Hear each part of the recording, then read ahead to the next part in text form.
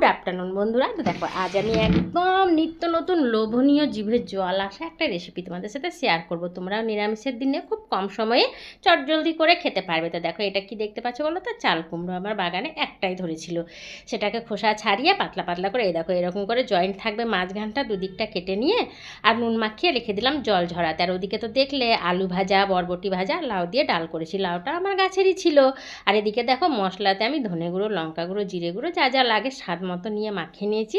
আর এদিকে বেসনটার একটা ব্যাটার তৈরি করে নিয়েছি, সেটাতেও দিয়েছি কালো জিরে, লঙ্কা গুঁড়ো, একটু মিষ্টি, হলুদ, নুন সবটাই স্বাদ অনুযায়ী দিয়েছি। এবারে দেখো ভেতরে এগুলোকে এক এক করে লাগিয়ে নিচ্ছি। এবারে আমি এটাকে বেসনে ডুবিয়ে ডুবিয়ে সুন্দর করে ভেজে নেব।